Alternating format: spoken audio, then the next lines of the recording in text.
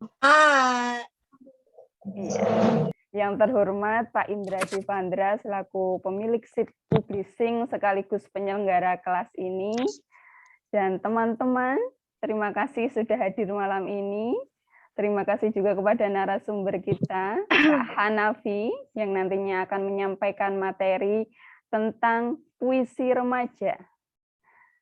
Alhamdulillah malam ini kita bisa berjumpa secara virtual via Zoom dalam kelas generasi remaja belajar literasi. Nah, malam ini si Publishing menyelenggarakan kelas menulis puisi remaja dengan tema mempertimbangkan diksi, menciptakan metafor. Nah, ternyata teman-teman pesertanya malam ini beraneka ragam ya, dari masih yang remaja, ada juga yang sudah kuliah, ada juga yang masih SD. Tapi insya Allah tetap semangat belajar, karena malam ini kita akan menyimak materi yang keren dari narasumber keren kita juga, yaitu Kak Hanafi. Baik, mohon izin, saya Trias yang akan bertugas sebagai moderator malam ini. Sebelum kita mulai acara, mohon izin saya sampaikan dulu susunan acara yang akan kita lalui. Susunan acaranya yang pertama yaitu pukul 19.30 sampai 19.40 yaitu persiapan tadi yang sudah kita lalui. Kemudian pukul 19.40 sampai 19.45 waktu Indonesia Barat yaitu pembukaan. Kemudian pukul 19.45 sampai 19.55 WIB yaitu sambutan dari Pak Indra Divandra. Kemudian pukul 19.55 sampai 20.45 yaitu nanti penyampaian materi yang akan disampaikan oleh Kak Hanafi. Kemudian pukul 20.45 sampai 21.20 yaitu tanya jawab. Nanti teman-teman bisa tanya. Nanti teknisnya silahkan ketik pertanyaannya di kolom chat ya. Nanti akan Kak Trias bacakan dan nanti akan dijawab oleh Kak Hanafi. Kemudian pukul 21.20 sampai 21.25 yaitu foto bersama. Dan yang terakhir pukul 21.25 sampai 21.30 yaitu nanti kita akhiri dengan penutup. Baik. Sudah siap semuanya ya teman-teman? Aku mau tanya dulu, kenapa malam banget itunya selesainya? Oh iya.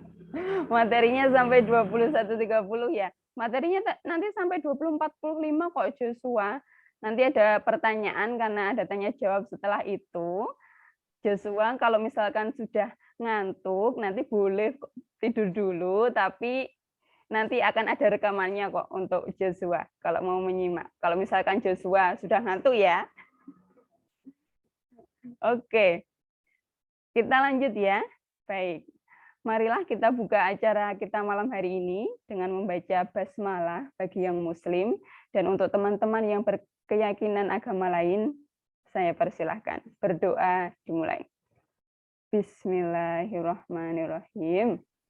Baik, semoga dengan bacaan basmalah tadi acara kita malam ini bisa berjalan dengan lancar ya. Oke. Selanjutnya yaitu sambutan yang akan disampaikan oleh Pak Indra Divandra. Beliau adalah pemilik SIP Publishing sekaligus penyelenggara kelas malam ini. Kepada Pak Indra Divandra saya persilahkan.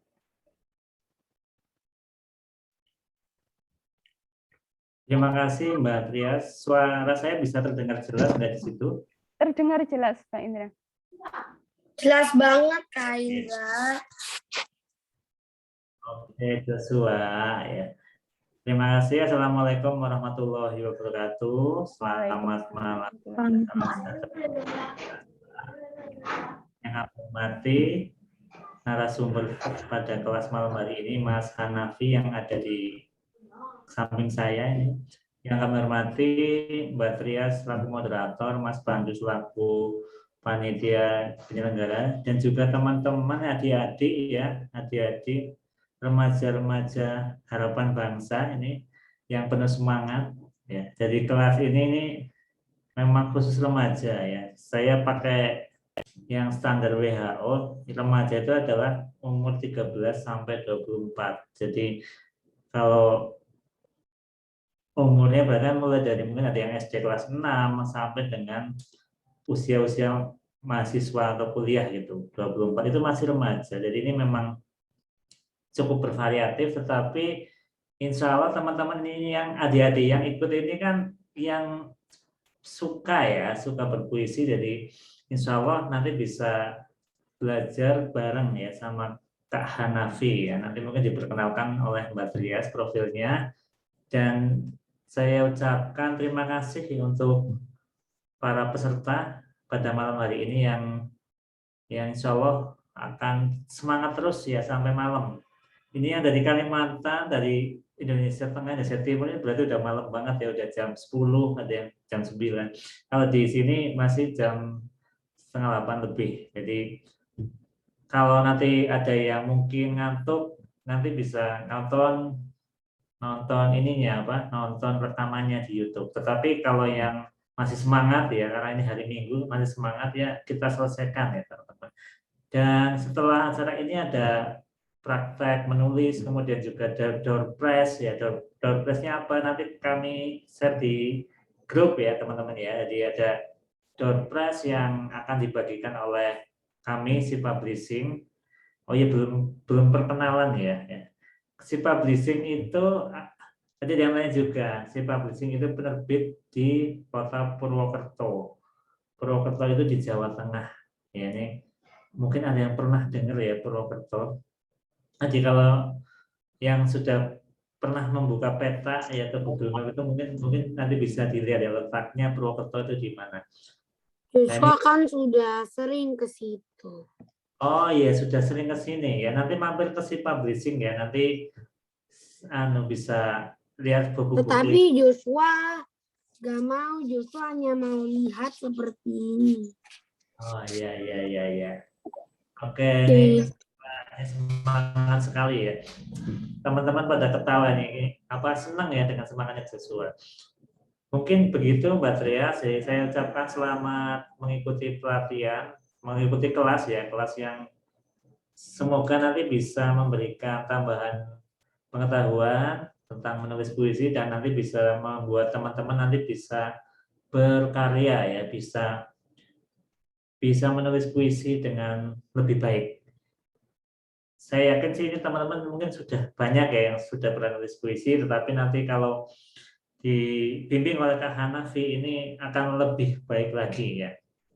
Nah, mungkin itu Mbak Trias, nanti kalau kemalaman pada ngantuk semua ya. Mohon maaf ya, ini adik-adik semua kalau saya banyak kesalahan tadi. Saya akhiri, wassalamualaikum warahmatullahi wabarakatuh. Waalaikumsalam warahmatullahi wabarakatuh. Waalaikumsalam Baik. Terima kasih Pak Indra atas sambutan hangatnya untuk teman-teman peserta malam hari ini. Joshua mau tanya sesuatu dulu.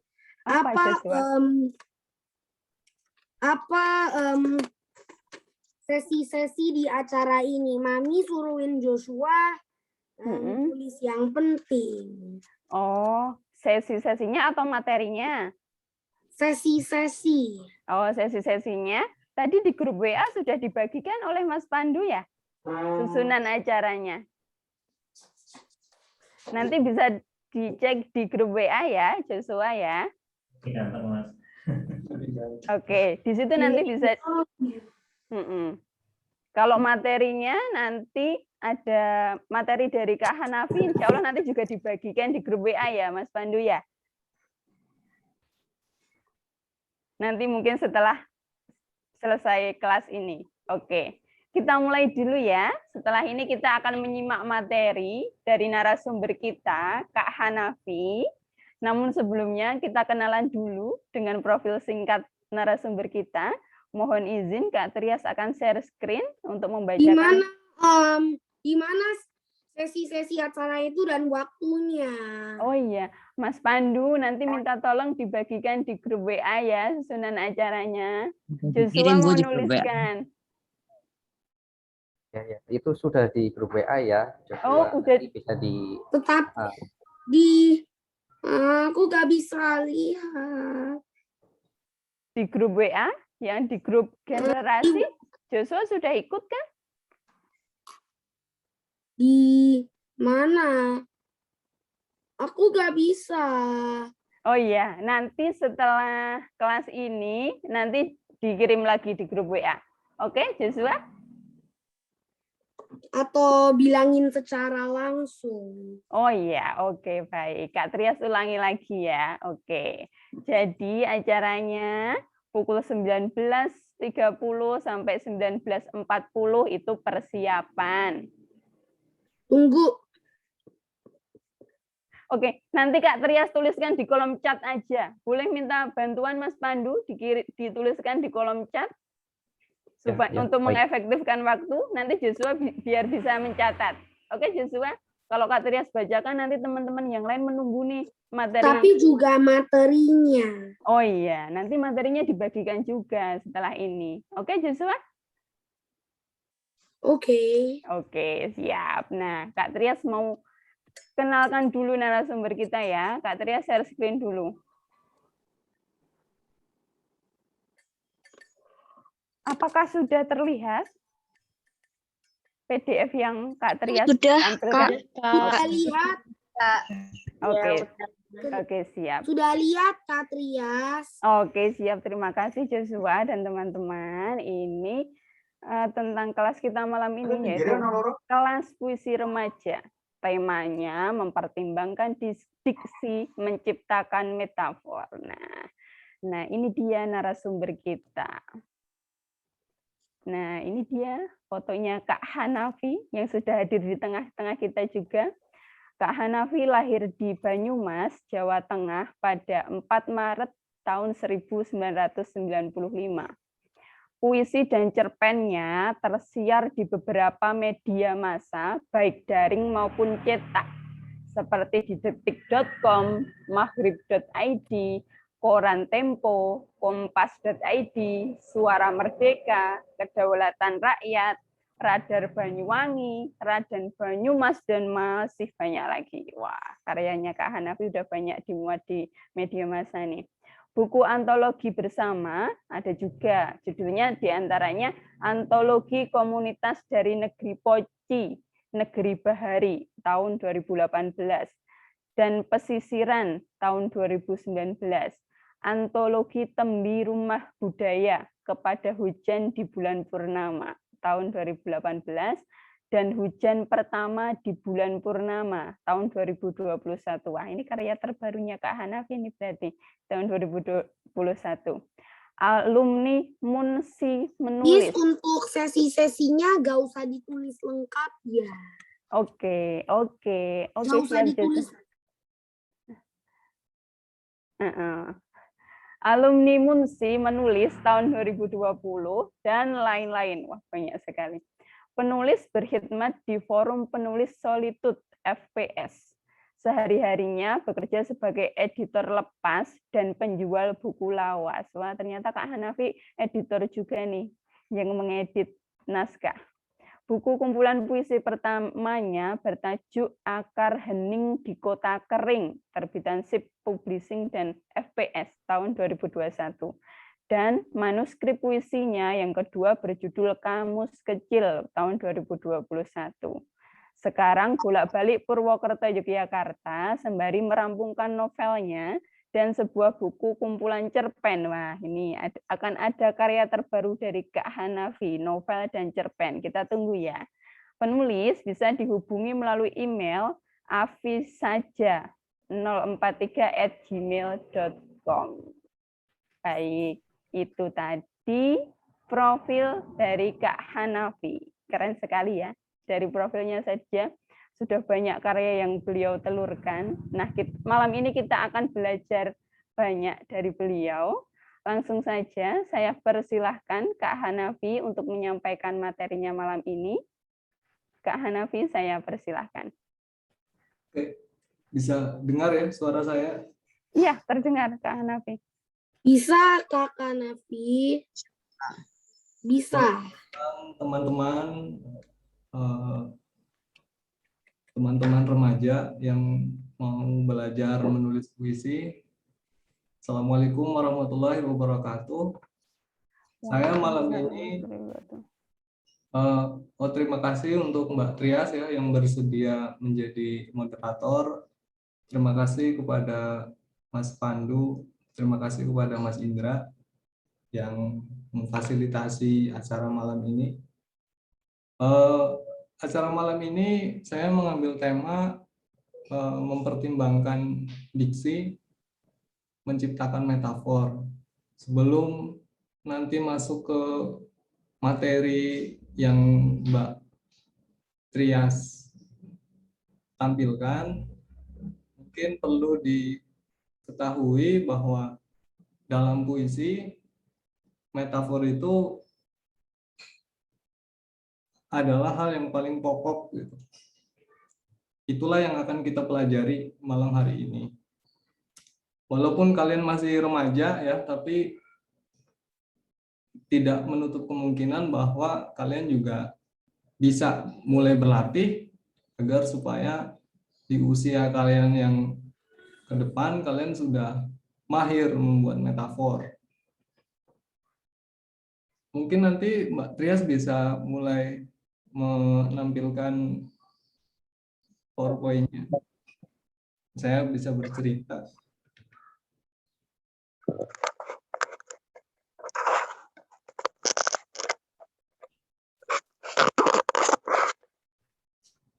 Nah, sebelum masuk ke contoh puisi saya, puisi ini ada di dalam buku pertama saya.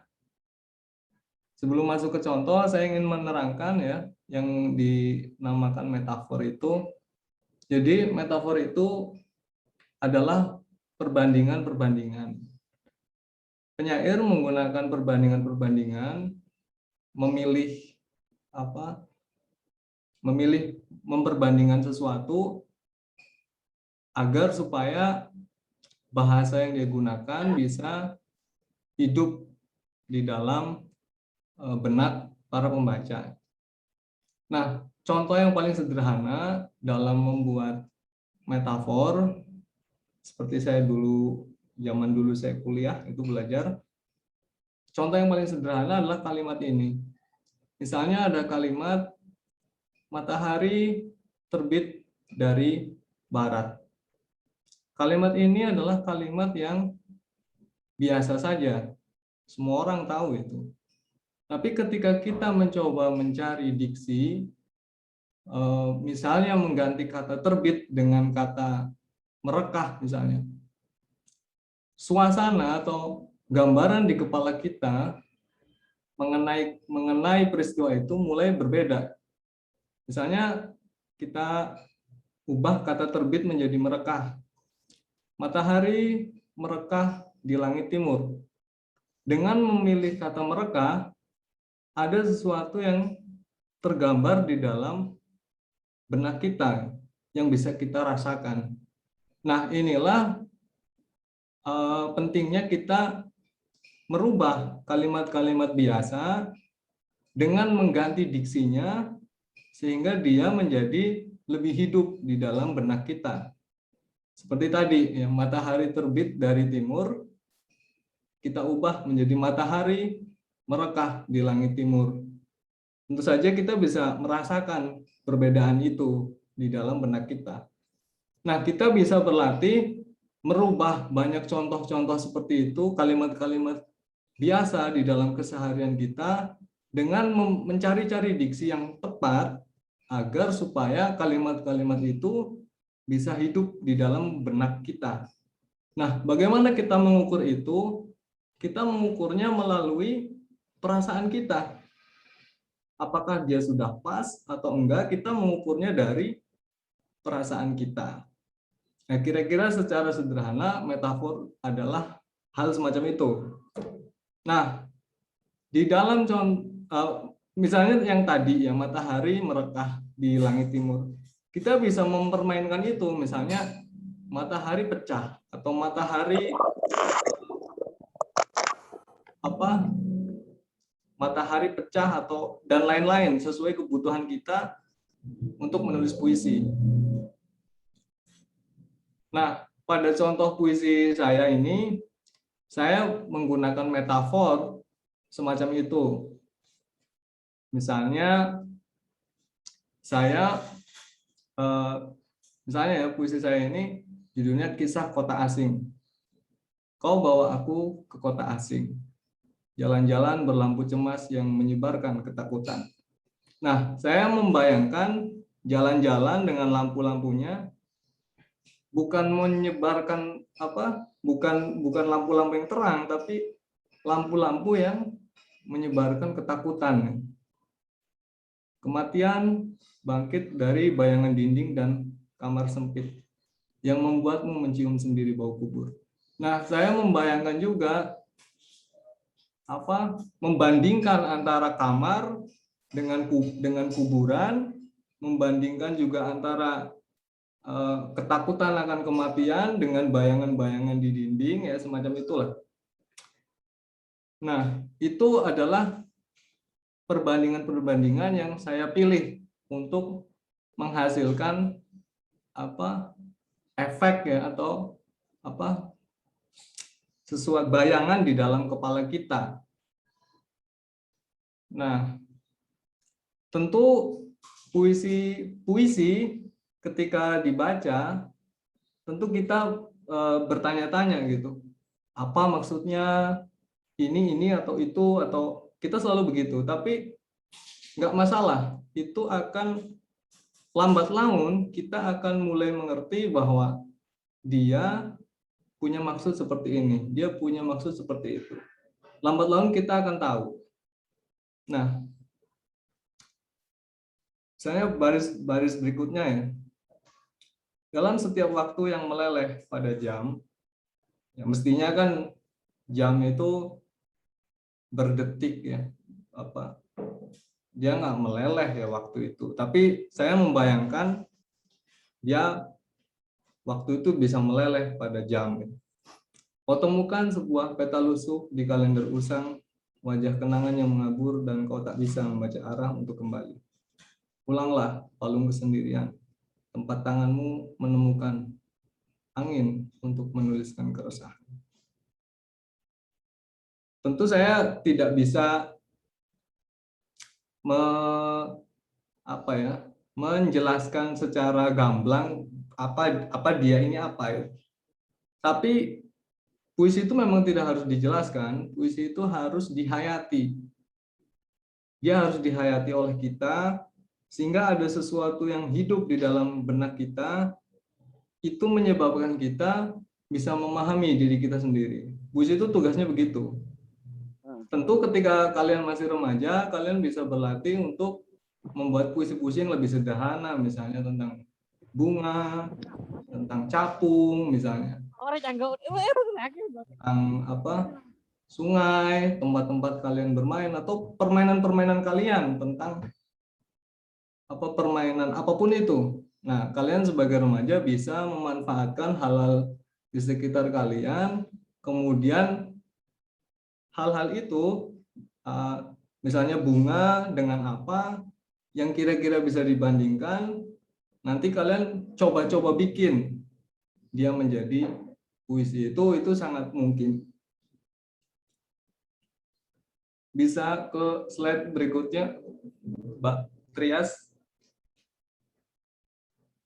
Nah, ini puisi lain juga yang ada di buku pertama saya. Kalau tadi puisi saya bercerita tentang pengalaman saya pergi ke kota ya, terutama ke Jogja gitu. Saya punya bayangan-bayangan tentang kota ketika saya melihat lampu-lampu jalan, saya melihat bayangan di sela-sela dinding dan seterusnya ketika saya ngekos di kamar yang sempit, dan itu pengalaman-pengalaman saya pergi ke kota gitu, terutama ke Jogja. Nah, ini adalah puisi yang saya tulis untuk menggambarkan kehidupan seorang penyair, dia penyair berbahasa Inggris ya, tapi beberapa kali dia pergi ke Prancis, namanya Edgar Allan Poe.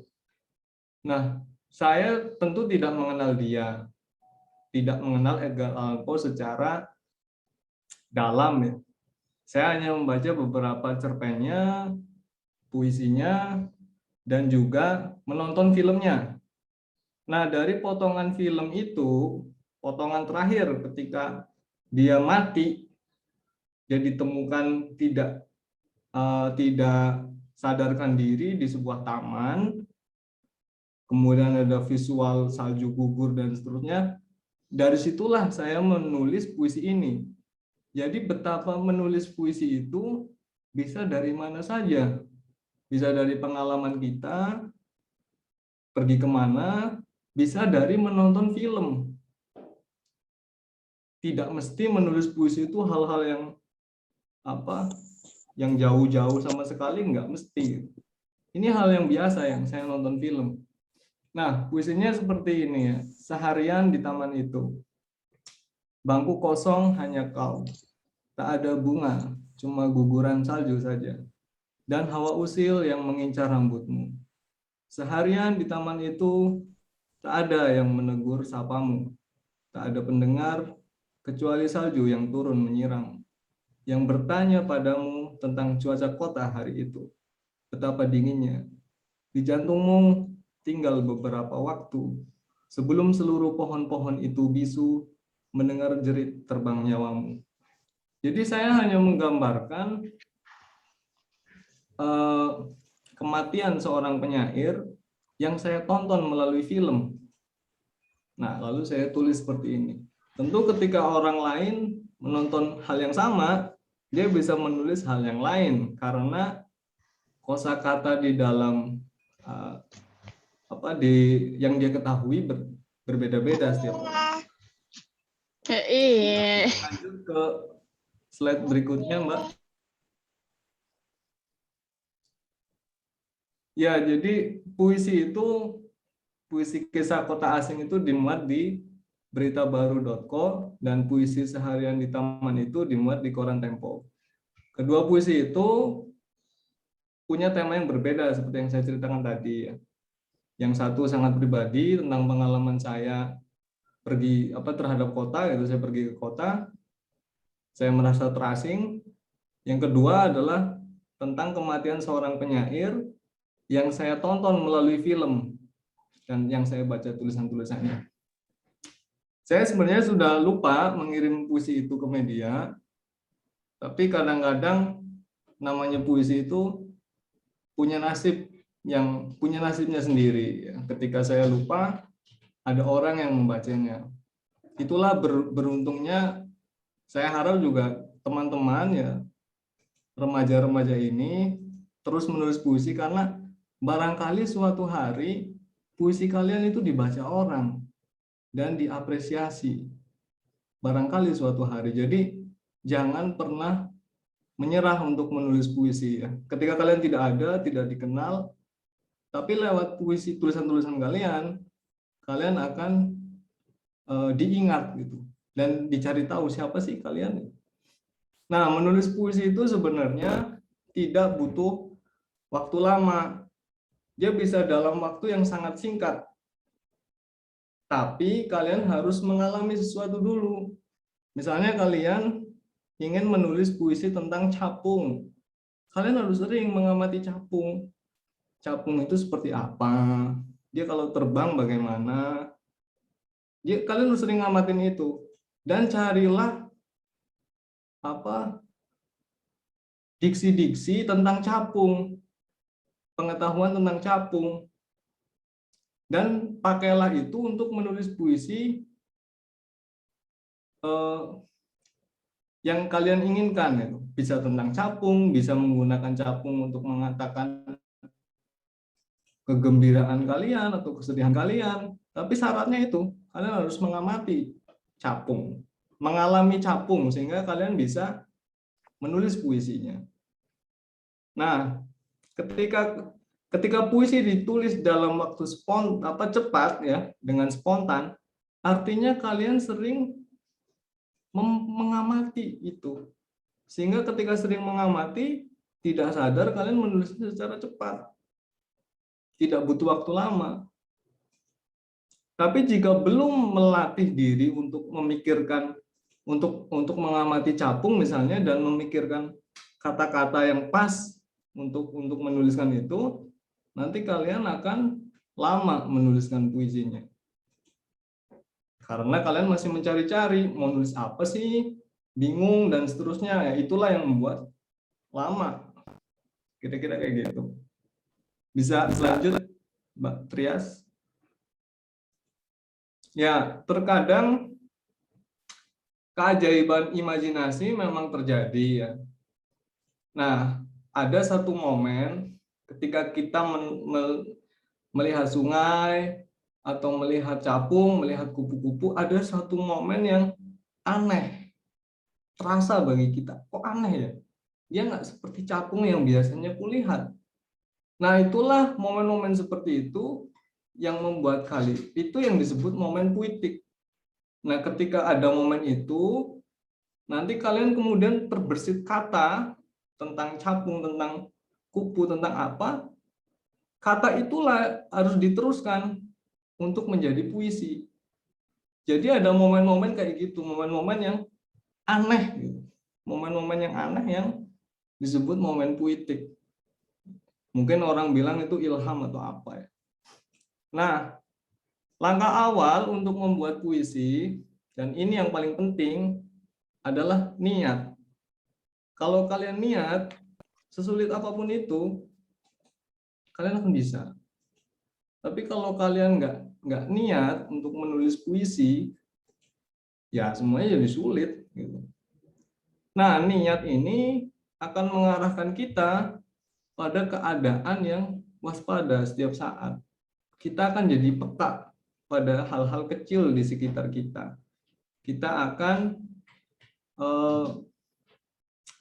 sering mengamati hal-hal kecil di sekitar kita. Nah, itulah yang kita amati lama-lama masuk ke benak kita, mengendap, lama-lama suatu hari dia akan bisa menjadi puisi. Nah, ketika kita sering memikirkan kata, sering mengamati, terus kemudian memikirkan kata apa sih ini, dia kok begini, kok begitu, kita mencari kata yang tepat untuk mengatakan pengalaman mengamati itu, mencarinya melalui kamus, entah melalui apapun, lama-lama kita bisa merangkainya sendiri menjadi puisi. Nah, untuk bisa untuk bisa menulis secara spontan, kalian harus membaca banyak hal. Membaca apa saja, membaca buku, membaca selain mengamati kehidupan sehari-hari ya, hal-hal kecil gitu. Kalian harus membaca buku, membaca koran, atau membaca apapun lah. Sehingga bahasa kalian itu kaya di kepala kalian. Ketika bahasa kalian kaya, pengetahuan bahasa kalian kaya, ketika bertemu hal-hal kecil, entah itu capung terbang, daun gugur, itu akan membangkitkan apa yang tadi di atas saya bilang, momen puitik. Itulah yang akan mengarahkan kalian bisa menulis puisi secara spontan kayak gitu. Nah, makanya tanpa disadari kita akan bisa menciptakan sebuah metafor yang lama-lama kita kumpulkan, kita susun menjadi sebuah puisi yang utuh. Kira-kira kayak gitu. Terus selanjutnya Mbak Putri, Mbak Trias. Nah, tentu saja untuk mendapatkan diksi-diksi yang bagus dalam pengertian ini, diksi yang tepat, kita harus banyak juga membaca puisi-puisi penyair lain.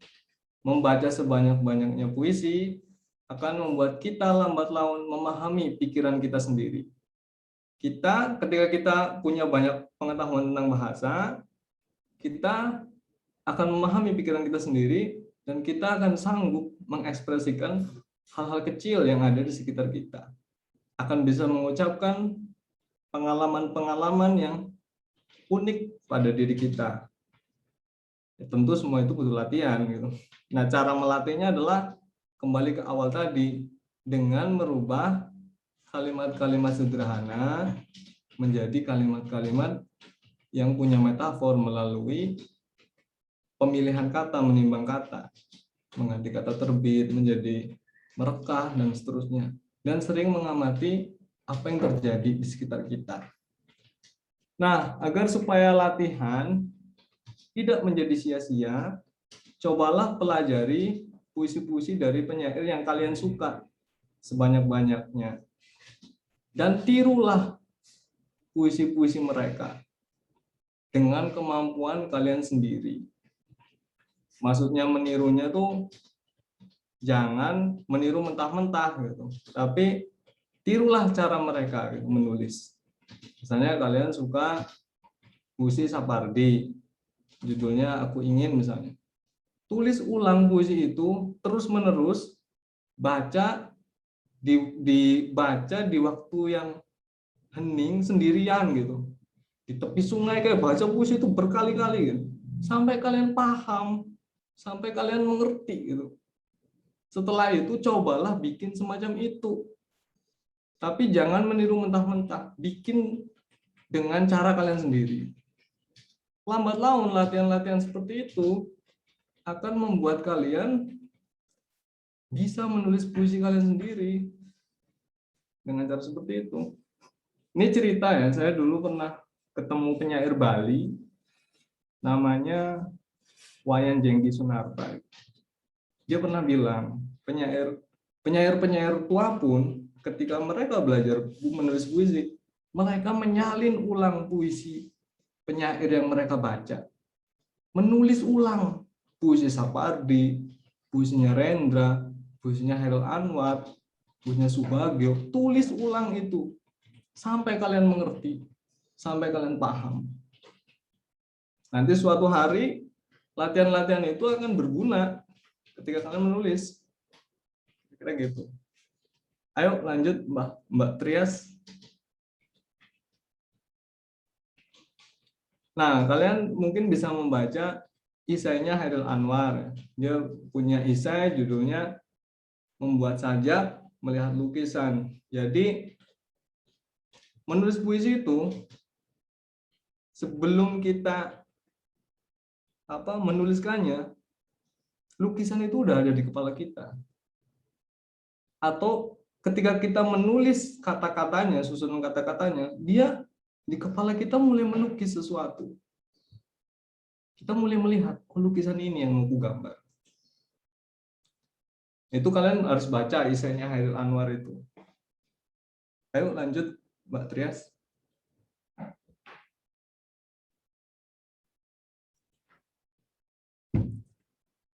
Nah, isai itu menjelaskan secara gamblang ya, bagaimana puisi, bagaimana ia bisa dituliskan. Kalian harus membaca itu dengan seksama. Kenapa sih baca Hairil ya?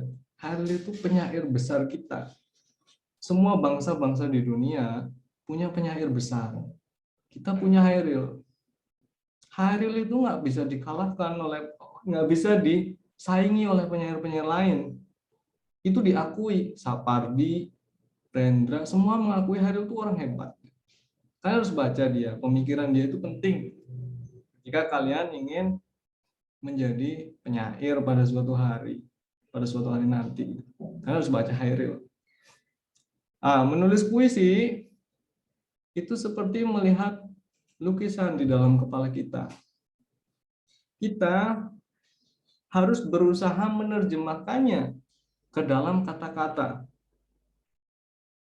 Atau seringkali ketika kita menemukan metafor atau frasa-frasa, susunan kata, beriringanlah lukisan itu kita lihat di dalam benak kita. Itulah yang harus kita terjemahkan ke dalam puisi, kita beri bentuk di dalam puisi.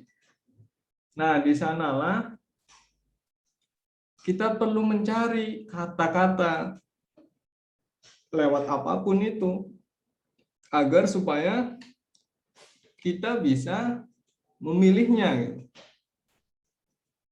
Memilihnya untuk puisi kita. Kita perlu mencari kata-kata melalui kamus, melalui buku, melalui apapun itulah.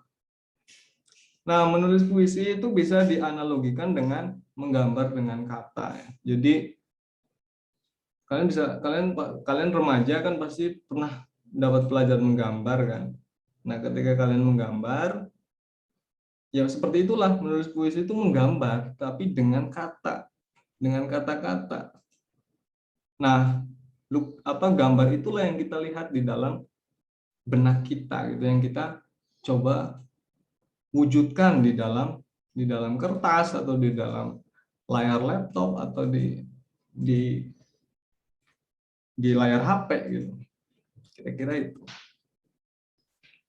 Selanjutnya Mbak Trias. Ya, ini karya sastra ada banyak ya. Intinya karya sastra itu apa membuat orang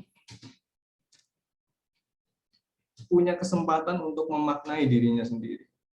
Karya sastra yang baik itu karya sastra yang membuat orang punya kesempatan untuk memaknai hidupnya. Nah, itu ada banyak, ada puisi, ada drama, ada prosa. Tapi yang paling tua itu adalah puisi. Dan sampai sekarang yang namanya puisi itu adalah hal yang sangat penting ya. Puisi itu bukan sesuatu yang nggak populer. Puisi itu dikenal oleh semua bangsa besar di dunia. Kalian ke Perancis ngomong puisi itu ada orang bakal merespon itu. Kalian ngomong puisi di Amerika ada orang merespon itu. Jadi puisi itu bukan barang ecek-ecek gitu. Puisi itu sesuatu yang dihargai di dunia gitu, di bangsa-bangsa lain. Makanya kalian yang remaja-remaja ini jangan malu menulis puisi, jangan malu belajar puisi. Karena ini benda yang puisi ini sesuatu yang berharga. Indonesia ini kalau nggak ada Hairil Anwar, nggak ada Rendra, mungkin bahasa kita juga nggak berkembang. Terus kemudian kita juga nggak dihargai oleh bangsa lain. Mungkin kayak gitu. Selanjutnya, Mbak Trias. Ya, nanti kalian punya kesempatan untuk membuat puisi dengan tema bebas ya. Kalian remaja, kalian mungkin di rumah pernah mengamati benda-benda kecil di rumah, seringlah amati itu. Mas, kalau nggak mau,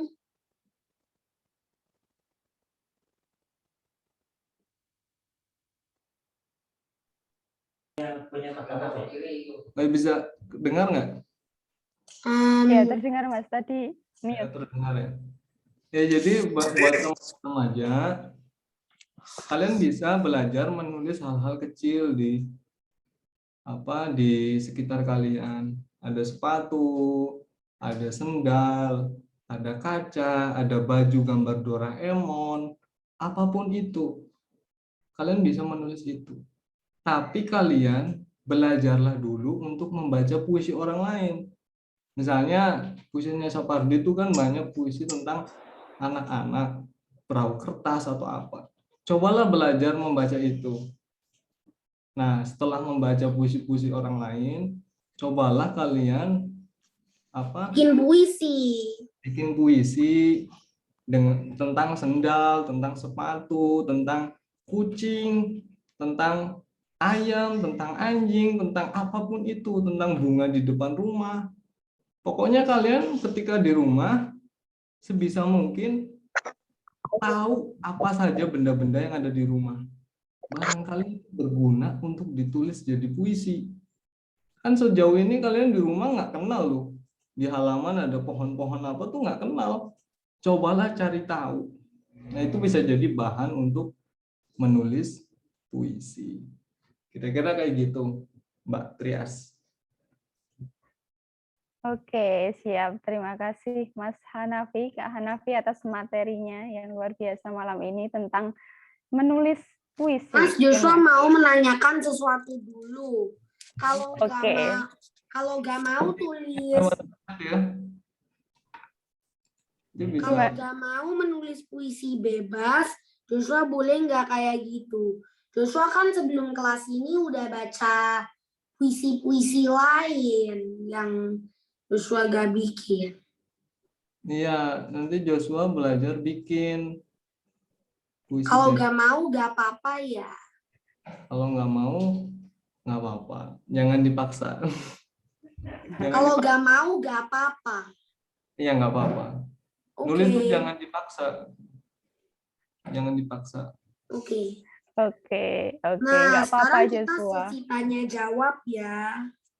Iya, Joshua. Oke, terima kasih. Kak Hanafi. Jadi tadi tentang menulis puisi itu menggambar dengan kata-kata ya. Yang utama, yang pertama itu adalah niat tentunya. Niat akan mengarahkan kita selalu waspada pada setiap peristiwa, kata, diksi, dan diperkaya tentunya dengan banyak membaca. Kalau kata Mas Hanafi, membaca karya penyair-penyair hebat, kita bisa amati, tiru, modifikasi, nantinya kita akan bisa menghasilkan karya puisi. Oke, baik. Terima kasih Mas Hanafi. Selanjutnya, teman-teman silahkan yang ingin bertanya, boleh diketikkan pertanyaannya di kolom chat. Tadi Joshua sudah tanya. Ada yang lain yang ingin bertanya? Jawabannya Joshua gak boleh paksa bikin puisi. Nanti Joshua capek. Apalagi besok ada tes. Iya, nggak apa-apa Joshua. Nggak dipaksa kok bikin puisi. Kalau nggak mau nggak apa-apa. Iya, Oke. nggak harus. Yang penting belajar dulu malam ini. Nanti suatu saat mungkin Joshua pengen menulis puisi. Nah, nanti bisa dituliskan. Ya, Joshua? Oke. Boleh saya bertanya, Kak? Oh iya, oke. Kak Diva Savitri ingin bertanya secara langsung. Boleh, silakan. Oke, saya bertanya, itu kebanyakan puisi-puisi dari penyair Indonesia yang karya-karyanya saya baca itu penulisannya itu tidak sesuai kayak seharusnya kan, sedangkan habis itu menggunakan huruf kapital atau di awal kalimat itu menggunakan huruf kapital. Nah, apakah puisi itu juga boleh menggunakan tidak terpaku atau tidak harus menggunakan tata penulisan itu? Baik, terima kasih Kak Diva Savitri atas pertanyaannya tentang penulisan puisi ya dari penyair-penyair yang mungkin kadang tidak menggunakan huruf kapital sesuai aturan. Itu bagaimana? Kak Hanafi, mohon pencerahannya, silakan. Langsung saya jawab ya. Iya, silakan. Iya, puisi itu nggak bisa diatur. Orang nulis puisi itu terserah. Tapi itu harus dengan kesadaran. EYD itu ya, pengaturan huruf kata depan, dan itu tuh untuk kepentingan ini penulisan surat biasanya, kepentingan instansi antar instansi agar supaya tidak terjadi misinformasi. Tapi di dalam puisi kan nggak bertugas seperti itu. Puisi itu bertugas untuk memperkaya pengucapan, untuk memperkaya bahasa. Ketika puisi dibaca oleh kita itu kita nggak peduli dia katanya kecil enggak, tapi kita hayati, lama-lama kita menemukan diri kita sendiri, itu puisi gitu. Nah, kalau masalah kata-kata dia harus kapital, itu kepentingan surat menyurat antar instansi agar supaya nggak salah informasi, format ya, kayak gitu tuh nggak ada di dalam puisi. Puisi itu ruang yang paling bebas ya di antara karya sastra yang lain. Tapi bebasnya juga harus disadari oleh kita. Jangan sampai kita seenak sendiri gitu menulis puisi, ngawur gitu, nggak gitu juga. Tapi ada sesuatu yang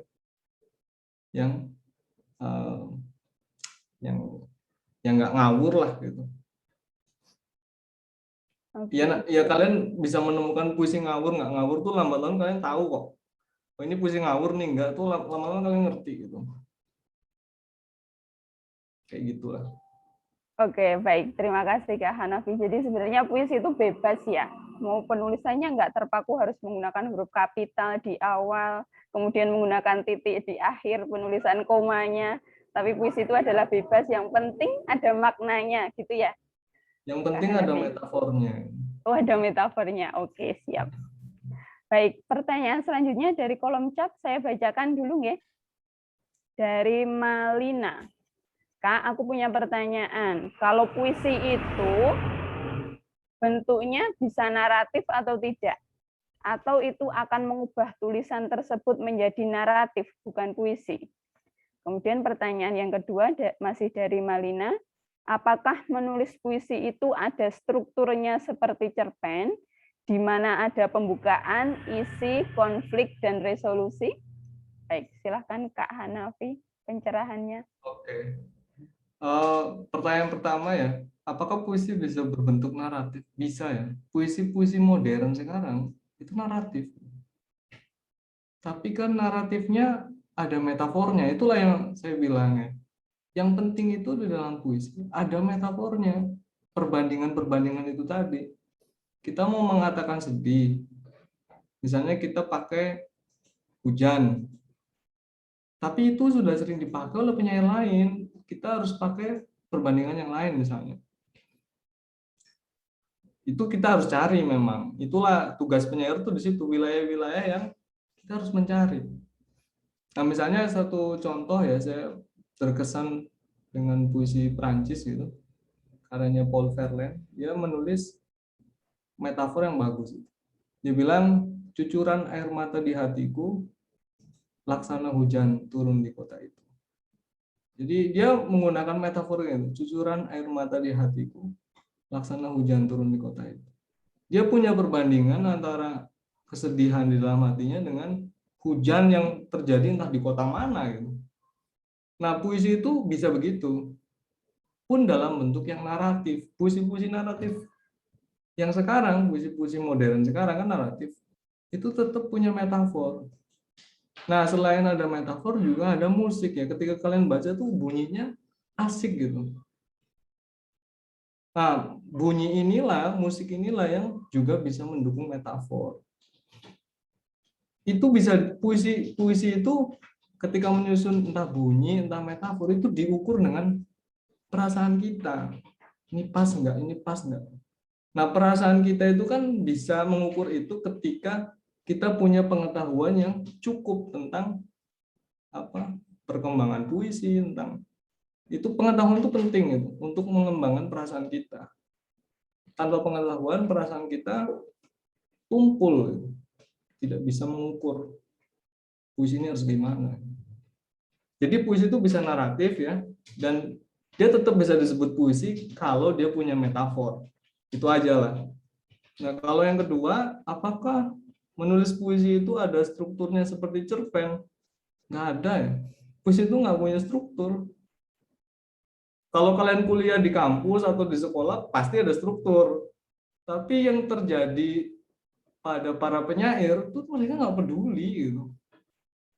Mereka mementingkan adanya metafor, adanya musik. Puisi itu menuliskan hal-hal yang terjadi gitu, dengan bentuk apapun. Bahkan di Amerika, ya, perkembangan puisi tahun 60-an, itu muncul yang namanya public poem. Penyairnya foto, di belakang ada tulisan, itu udah puisi namanya. Gerakan kayak gitu tuh ada 60-an di Amerika. Namanya public poem. Jadi puisi itu terserah penyairnya. Tapi terserahnya dia harus melihat keadaan. Di Indonesia nggak mungkin kayak gitu. Karena banyak penyair masih menulis dalam struktur-struktur, dalam gaya-gaya lama, dalam tradisi-tradisi lama. Ya kita harus mengambil sikap, kita mau nulis kayak apa. Ya itulah pertaruhan kita itu sebagai penyair tuh kayak gitu. Kira-kira gitulah. Terima kasih jawabannya Kakak. Sama-sama. Oke, terima kasih Kak Hanafi. Jadi puisi itu boleh naratif ya, yang penting ada metafornya. Oke, dan tidak ada strukturnya karena bebas ya. Oke. Lanjut ke pertanyaan selanjutnya ya, Kak Hanafi. Dari Sabrina Aurelia. Kak, bagaimana caranya agar kita memperkaya pengetahuan diksi kita? Dan apakah selera atau pemilihan kata tiap orang berbeda-beda, sehingga selera puisi setiap orang berbeda-beda? Ya persis ya. Selera orang beda-beda pasti. Dan puisi yang dihasilkan setiap orang beda-beda. Seperti contoh tadi lah, saya menulis puisi tentang kematian Edgar Allan Poe melalui film. Penulis lain bisa menuliskannya beda sama sekali dengan apa yang saya tulis. Sesuai dengan keinginan dia mau kayak gimana. Nah, bagaimana memperkaya diksi? Tentu melalui membaca. Saya itu banyak menulis puisi dari novel. Novel saya ubah jadi puisi. film saya ubah jadi puisi. Diksi-diksi saya itu saya pelajari melalui baca novel, baca cerpen, baca puisi lain, atau bahkan baca koran. Saya memperkaya diksi melalui bacaan-bacaan itu.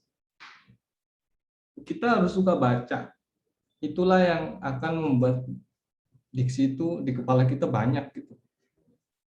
Kayak gitu. Kalau jarang baca nggak mungkin bisa nulis. Itu kayak gitulah. Kayak kalian nggak makan tuh nggak mungkin kalian buang gitu loh. Ke kamar mandi tuh nggak mungkin. Harus makan dulu, baru kalian bisa buang. Kayak gitu. Jangan harap kalian nggak makan terus buang, itu nggak mungkin banget. Kayak makan itulah puisi itu. Oke, siap. Terima kasih Kak Hanafi. Jadi intinya untuk memperkaya diksi banyak membaca ya. Dengan banyak membaca tentu diksi-diksi kita akan semakin kaya. Oke, selanjutnya. Dari Rindi Antini. Kalau kita sedang menulis, tiba-tiba ide kita hilang. Cara menanganinya gimana ya Kak? Terima kasih. Tiba-tiba idenya hilang. Ide kita hilang. Iya. Gimana tuh? Makanya gini ya, kalau kalian mau jadi penulis, bawa kertas dan bolpen kemana-mana. Kalian lagi ngopi di pinggir jalan, ada tukang becak, terus tiba-tiba momen puitik itu hadir gitu, frasanya muncul, metafornya muncul, langsung tulis.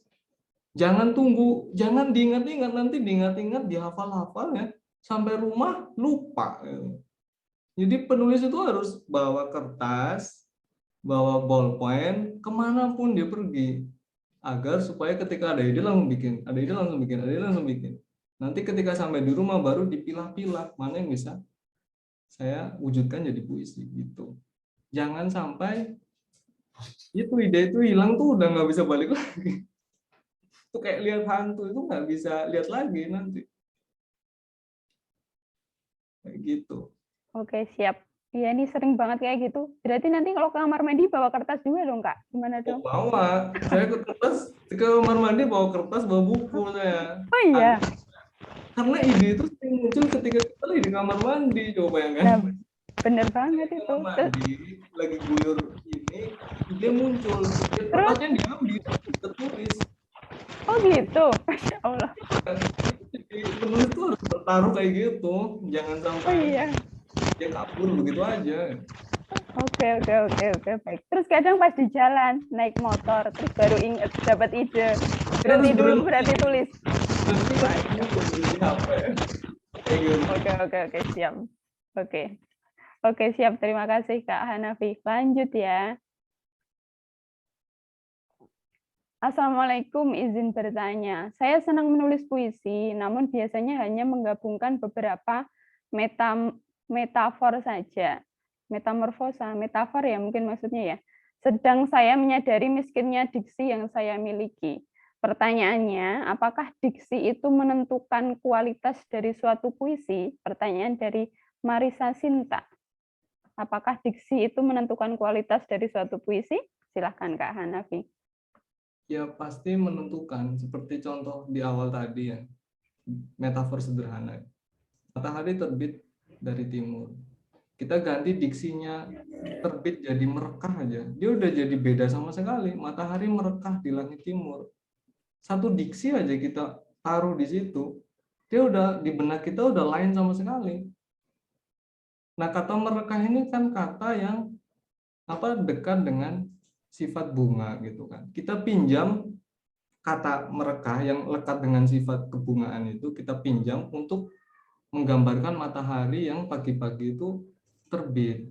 Coba kalian lihat deh, kalau kalian dengar kata matahari merekah di langit timur, orang tuh mendengar itu penasaran. Coba kulihat ke langit, bener nggak sih dia merekah kayak bunga tuh?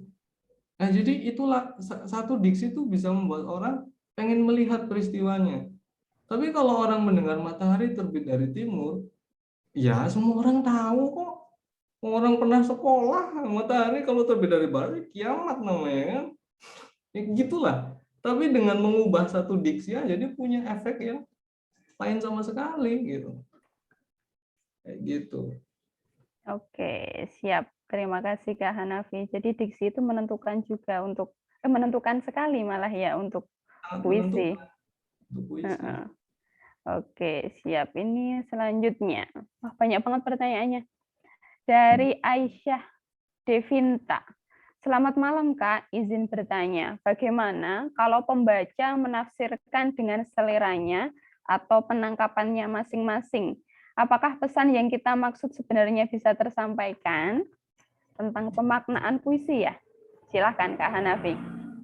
Ya itulah tugas kita gitu. Kita itu ketika karya sastra dibaca orang, kita nggak berhak mengatur pikiran orang. Ketika dia ditafsirkan ini dan itu nggak masalah gitu.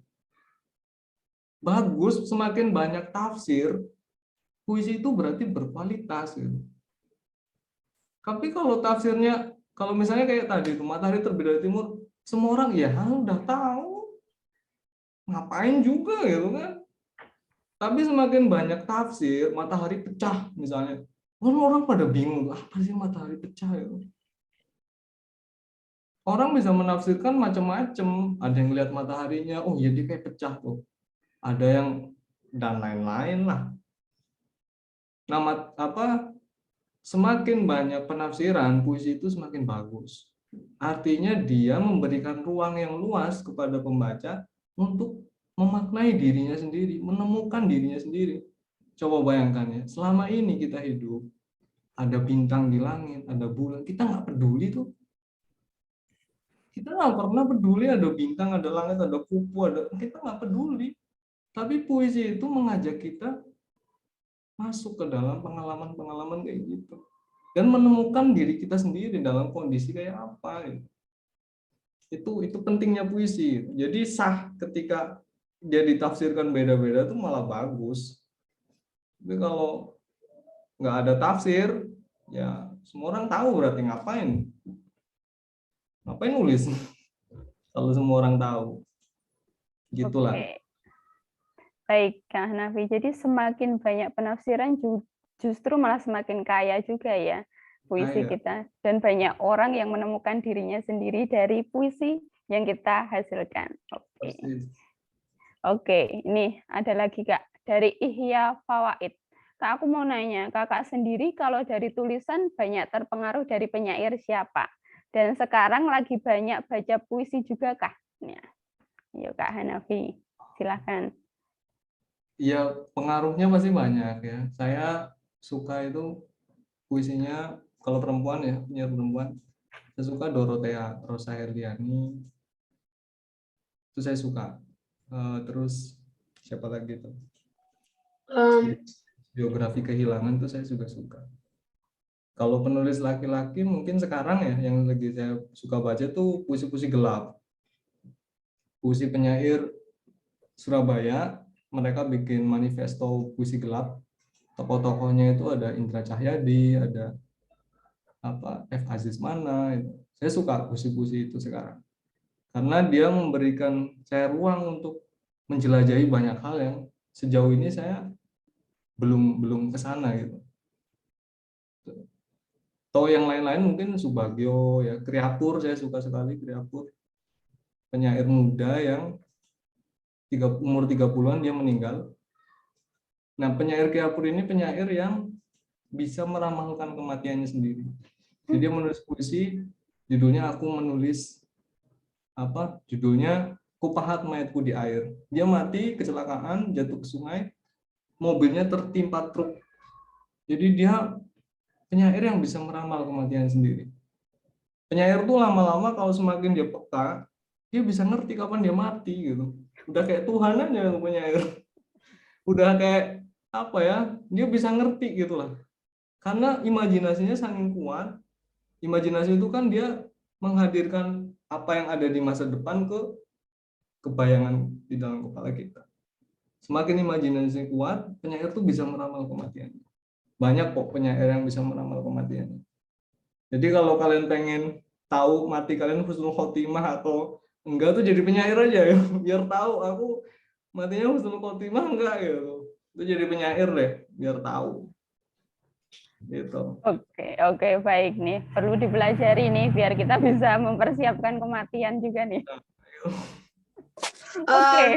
Kak, Joshua sudah send di chat. Iya.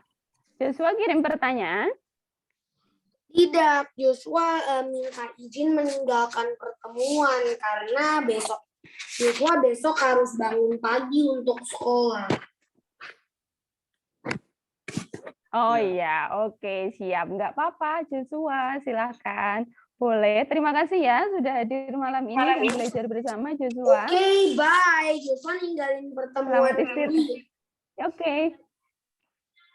Oke, bye-bye. Selamat Bye, istirahat, makasih. Joshua. Nanti bisa Bye, disimak. Joshua. Iya, sama-sama. Terima kasih juga, Joshua. Joshua. Bye-bye. Oke, baik. Kita lanjutkan ke pertanyaan selanjutnya. Masih banyak sekali. Ini pertanyaan dari Jaufar Ahnaf. Kak, bagaimana cara mengirim karya puisi kita ke media-media online seperti Tempo dan lain-lain? Nah, mungkin tips-tipsnya Kak Hanafi. Nah, ini pertanyaan penting ya. Ya, penting. Ketika kalian menulis puisi, kalian harus mengujinya ke orang lain, ke penyair lain.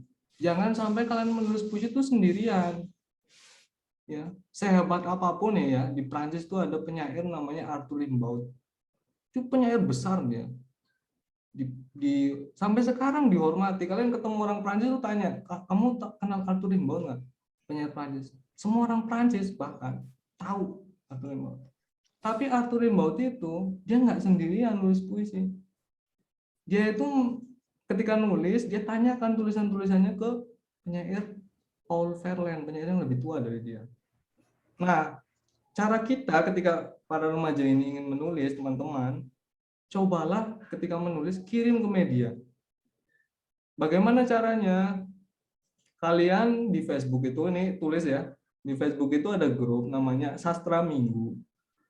Grup Sastra Minggu ini, atau Sastra Majalah Minggu, atau Sastra Koran Minggu, kalian gabung di grup itu. Di situ tuh banyak penulis-penulis nasional yang men-share tulisan-tulisan yang dimuat pada hari Jumat, Sabtu, Minggu. Nah, di sana juga ada email-emailnya, email Tempo, email Baca Petra, misalnya, dan lain-lain. Kalian bisa mengirimkannya, mengirim puisi kalian dalam bentuk Word, dikasih biodata, misalnya 3 puisi atau 5 puisi, ya kirimlah 10 misalnya, nulis puisi 10, kirim ke Tempo misalnya.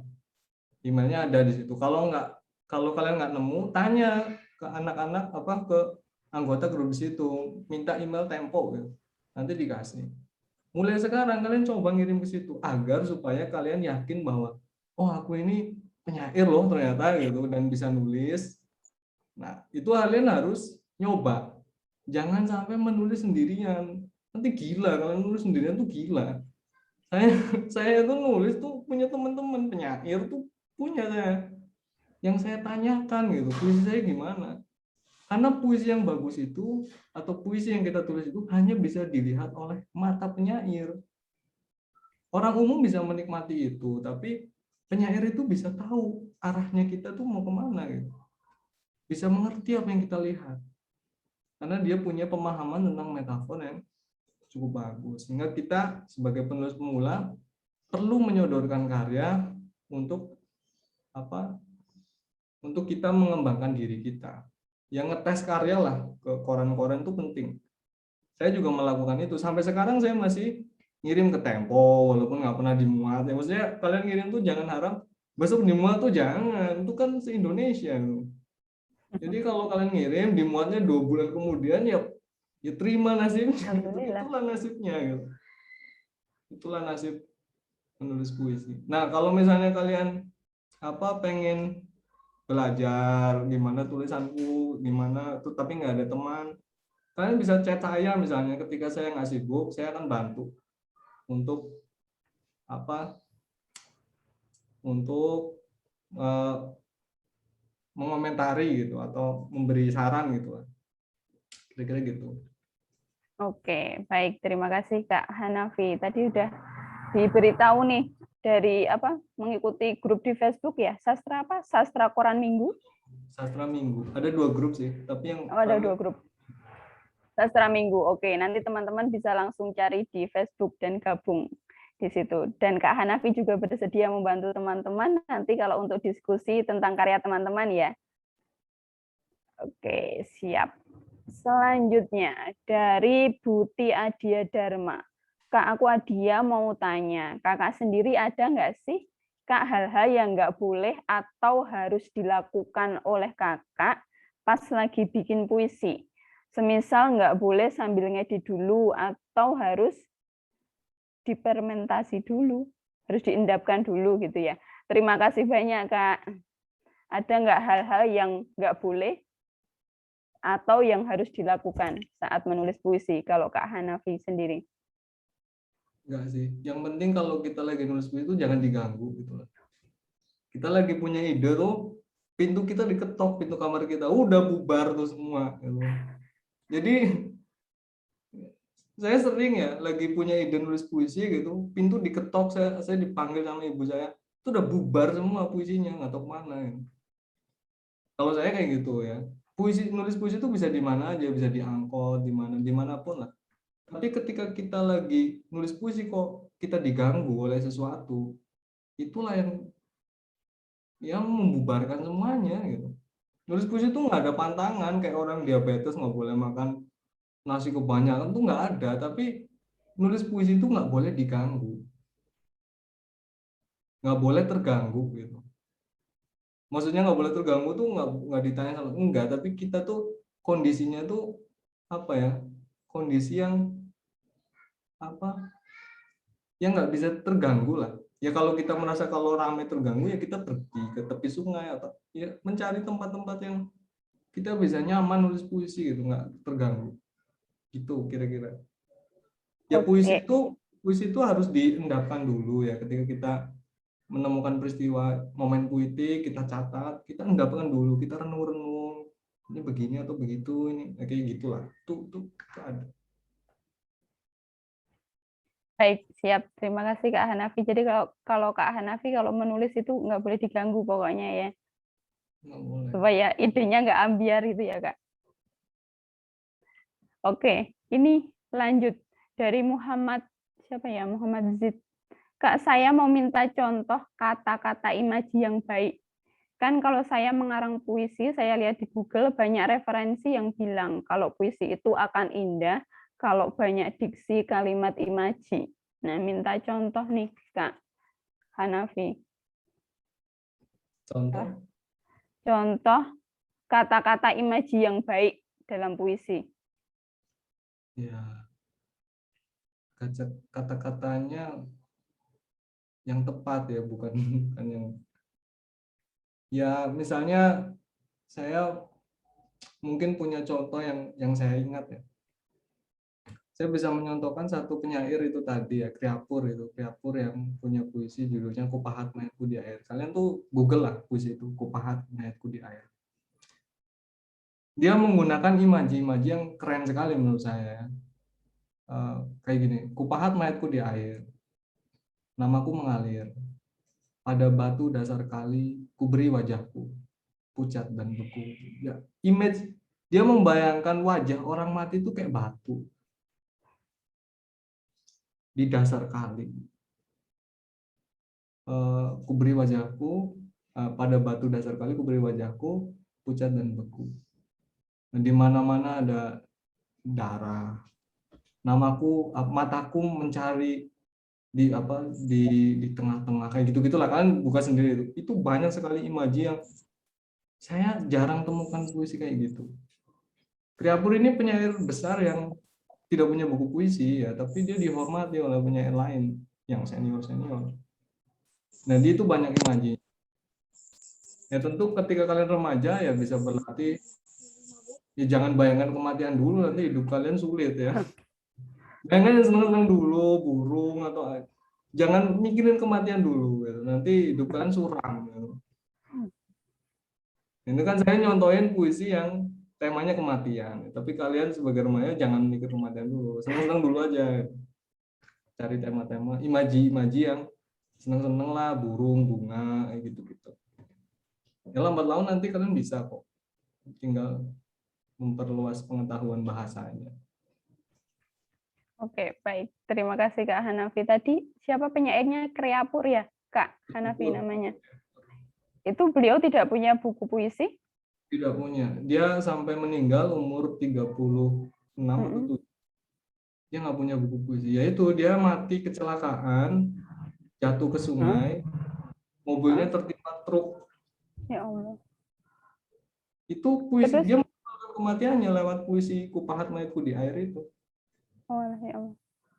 Terus kalau kita mau baca puisinya Kreapur itu, kita bacanya di mana? Di Google ada kok.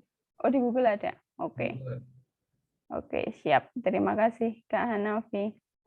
Selanjutnya, dari Abdul Mufli. Cara mencegah stuck pada saat menulis puisi dan tips menulis puisi bagi orang malas, Kak. Aduh, gimana ini, Kak? Gimana? Cara mencegah stuck pada saat menulis puisi dan tips menulis puisi bagi orang malas. Aduh, gimana tuh? Gimana ya? Ya, penyair tuh banyak yang malas-malasan, dituduhnya begitu. Tapi malasnya kelihatannya, tubuhnya malas tidur-tiduran sambil baca buku, tapi otaknya kan nggak malas gitu, otaknya terus mikir gitu kan. Misalnya kalian kalau nonton film penyair Inggris itu namanya John Keats ya, judulnya apa itulah, kalian carilah film biografinya. Dia itu nulis puisi itu kerjanya tidur-tiduran doang, tidur ngopi, baca buku, tidur ngopi, baca buku, pergi ke taman lihat bunga-bunga, gitu-gitu aja. Orang bilang dia malas gitu. Tapi di kepalanya itu dia terus memikirkan kata-kata, ya. Itulah. Ya kalau misalnya udah stuck, males, nggak mau mikirin kata-kata, ya itu makan enak aja, makan enak tidur, makan enak tidur, gitu aja. Gitu. Jangan nulis puisi, karena menulis puisi itu kita tetap harus memikirkan kata-kata walaupun kelihatannya kita males. Tidur-tiduran doang, bangun ngopi, kadang ke kamar mandi, kadang nggak mandi, terus jalan-jalan ke sungai, kayak orang aneh lah. Tapi di kepala kita tuh kerja terus gitu, nyari apa kayak gitulah. Kelihatannya males tapi enggak. Oke, baik, siap. Terima kasih Kak Hanafi. Jadi penyair itu sepertinya kelihatannya malas, padahal sebenarnya di dalam pikirannya Ya banyak yang kerja. Kerja dan imajinasinya kemana-mana ya untuk merangkai kata-kata. Oke, ini ada beberapa teman yang mengirimkan puisi di kolom chat. Kak Hanafi mau memberi masukan atau nanti saja setelah teman-teman mengirim naskah?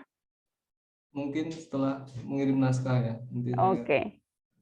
Oke, jadi baik teman-teman yang sudah mengirimkan naskah, mengirimkan puisi di kolom chat, nanti bisa diketik dulu, nanti dikirimkan. Diedit dulu ya. Nah, iya, diendapkan dulu, diedit dulu, nanti dibaca ulang lagi, kemudian dikirimkan, nanti akan dipandu oleh Mas Pandu di grup WA ya. Baik. Ini ada lagi. Assalamualaikum Kak, kakak pertama buat puisi ngirimnya lewat penerbit mayor atau indie Kak? Kenapa? Dulu Kak Hanafi pas pertama kali mengirim puisi lewat penerbit mayor atau indie dulu? Kalau ngirim ke media ya lewat email sendiri ya. Tapi kalau ngirim, saya kan bukunya baru terbit tahun ini di penerbit SIP juga, penerbit SIP mungkin September cetak kali ya.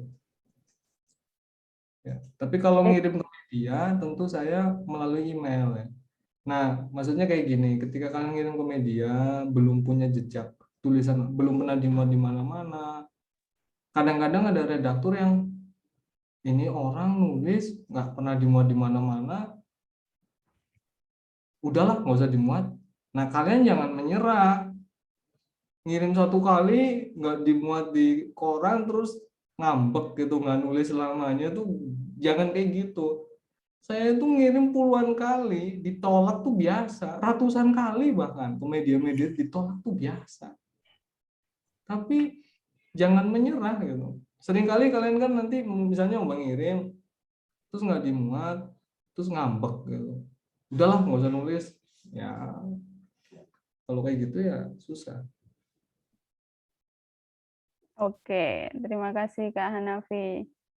Jadi tetap nggak boleh menyerah ya, tetap banyak menulis, nanti banyak mencoba, kirimkan karya. Suatu saat insya Allah juga akan terbit dan dimuat juga. Apa ini?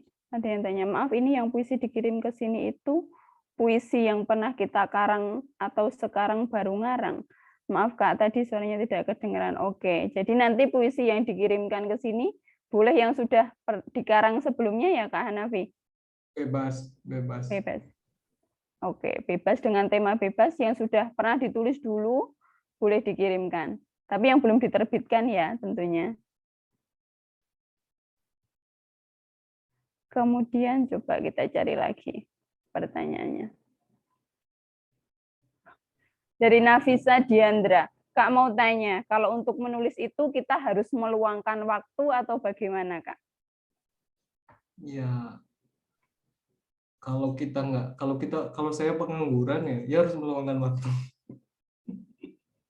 Dan saya pengangguran ya saya harus meluangkan waktu untuk setiap hari menulis gitu. Tapi kalau kalian punya pekerjaan atau sekolah ya cari waktu yang kalian nggak sibuk nulis kayak gitu.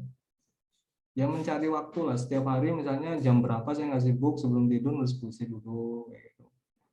Atau mikirin apa dulu, besok ditulisnya besok ketika waktu ini gitu. Tapi kalau yang pengangguran yang nggak ngapa-ngapain ya udah nggak ngapa-ngapain, nggak mau mikir kan, bangetan banget gitu loh, makan dikasih orang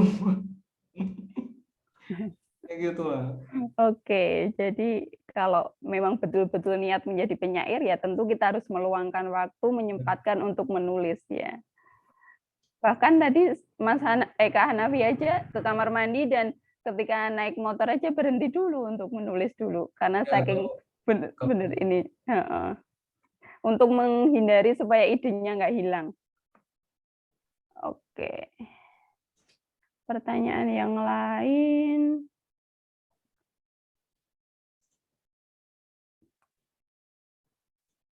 Oh, ini hampir sama tadi pertanyaannya yang tentang apakah harus sesuai dengan KBBI, kemudian kalau di materi saat sekolah itu kan ada rima saja, a, i, i. Seperti itu bagaimana Kak Hanafi? Kalau dalam menulis puisi? Iya, jangan terlalu percaya dengan buku sekolah. Ya, bacalah buku puisi penyair gitu, jangan baca buku sekolah. Pelajaran itu kan demi memudahkan belajar, tapi kan jangan terpaku ke situ. Kalian juga harus baca buku penyair lain. Ya ke Gramedia beli buku, ada buku puisi beli kayak gitu lah. Nggak, dalam menulis tuh nggak ada yang benar tuh KBBI, yang benar tuh pelajaran sekolah itu nggak ada. Bener nggak tuh nggak ada dalam menulis. Yang ada tuh kita tahu lebih banyak nggak kayak gitu. Dalam menulis tuh kayak gitu. Kita baca puisi lebih banyak nggak? Kalau cuma baca buku pelajaran ya kualitas tulisan kalian kayak buku pelajaran. Mau kalian aja males baca buku pelajaran kok. Nanti kalau kalian nulis dengan gaya buku pelajaran nanti nggak ada yang baca kayak gitu. Oke, jadi ketika menulis puisi, membaca puisi, kita baca puisi sebanyak-banyaknya ya, kan kita akan temukan banyak puisi yang sebetulnya tidak plek-ketiplek dengan aturan-aturan seperti yang kita pelajari di sekolah, karena puisi itu bebas. Oke. Oh ya, ini ada yang curhat nih. Ini bukan pertanyaan sih Kak, tapi curhat. Karena udah puluhan kali puisi yang diterbitkan di antologi, yang awalnya naskahnya itu melawan aturan PUEB. Diedit sama penerbit, jadi sesuai aturan PUEB gitu. Ya itu kan masalah editor ya. Editor tuh punya etika sendiri gitu. Makanya kalau terbit di antologi ya konsekuensinya puisi kita mau sebebas apapun bakal diedit. kayak gitu. Kalau kalian mau mempunyai ruang yang agak bebas ya, kirim ke koran. Karena koran tuh akan menghargai kebebasan penyair. Ya. Tapi ketika mengirim ke antologi ya konsekuensinya ya namanya antologi bersama itu kan kalau tulisannya kok gayanya beda-beda, terus kemudian itu kan mungkin ada pertimbangan sendiri bagi editor nih nggak enak gitu.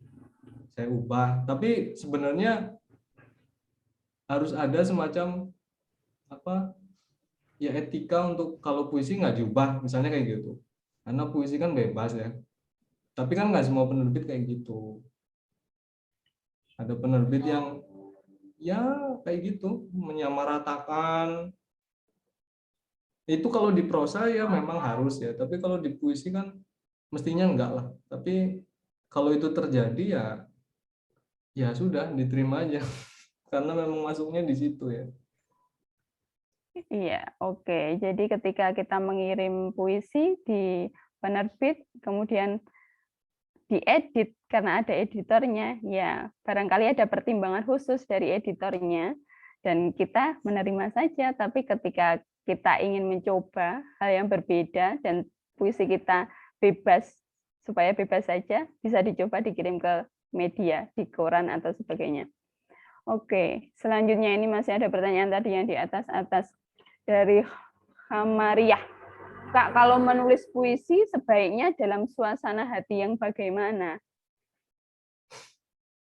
Ya dengan suasana hati yang tenang gitu ya, yang hening. Kalau kalian lagi marah, jangan nulis puisi. Menurutku jangan. Nanti kalau kalian lagi marah malah kertasnya sobek-sobek, bolanya dipatah-patahin. Jangan gitu. Kalau lagi marah tuh diem dulu, tidur atau apa gitu. Nulisnya tuh besok-besok ya. Ketika keadaannya kalian tuh enak, hening kayak gitu. Pokoknya jangan nulis puisi ketika lagi emosi. Itu emosi itu udah gangguan. Yang ngapain mau nulis puisi itu nggak boleh diganggu. Jadi ketika kalian emosi itu udah gangguan, maka mending ketika emosi jangan nulis.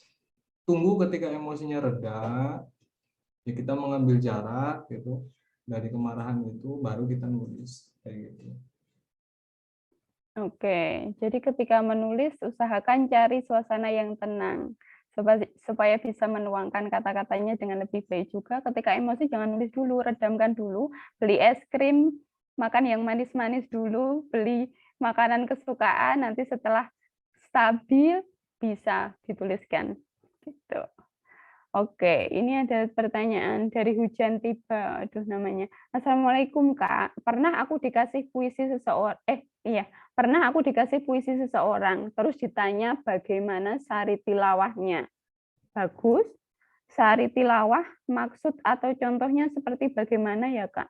Sari tilawah dalam puisi? Apakah ada Kak Hanafi? Sari tilawah. Gimana maksudnya? Dia dikasih puisi. Iya, terus ditanya bagaimana sari tilawahnya. Maksudnya gimana? Pembacaannya atau gimana kalau sari tilawah kalau di ngaji itu ya? Ya. Sari tilawah maksud contohnya seperti bagaimana? Kita dikasih puisi, terus ditanya bagaimana bacanya ya. Ya tentu nada kita, irama kita membuat itu kan lain dengan orang lain ya. Ya itulah puisi itu nggak bisa ditanyakan kayak gitu loh. Ini puisi gimana ya dibacanya itu janganlah, jangan kayak gitu ya. Puisi itu kalian baca sendiri, kalian hayati sendiri. Jangan ada puisi nih, kalian dikasih puisi sama penyair. Ketemu penyairnya tanya sama penyairnya, puisi ini maksudnya apa? Lakukan itu. Nanti kalian dibohongi sama orangnya. Mending kalian hayati sendiri, temukan sesuatu untuk diri kalian sendiri. Oke. Memaknai puisi itu sendiri gitu ya. Nah, bebas juga pemaknaannya. Oke. Nah, ini ada Kak izin bertanya, untuk membuat puisi, baris puisinya itu ada maksimalnya atau sebebas kita yang buat, Kak? Ya, semampunya. Semampunya. Kalau mampu 1000 ya silakan. Oke. Jadi pokoknya bebas ya. Jadi dari aturan penulisannya, temanya, kemudian secukupnya lah. Jangan secukupnya dan semampunya. Oke. Untuk pengiriman naskah puisi ini wajib atau tidak, Kak? ya, kalau pengen dibaca sama saya ya nulis gitu. Ya, kalau ingin belajar bikin puisi dan nanti akan diberi masukan oleh Kak Hanafi, ayo silahkan kirim nanti naskahnya ya. Untuk batas waktu pengiriman nanti akan disampaikan oleh Mas Pandu di grup WA ya untuk teknis pengiriman naskahnya.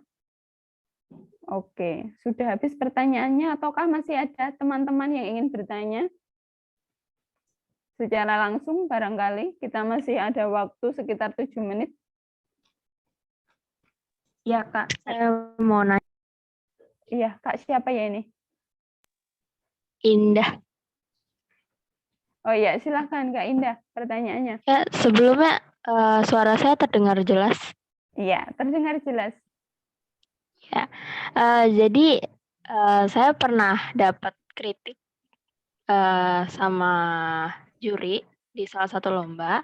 Katanya puisi saya itu terlalu menggurui, menceramahi. Nah, kenapa puisi yang menceramahi, yang menggurui itu nggak bagus gitu? Dan cara menanganinya tuh gimana?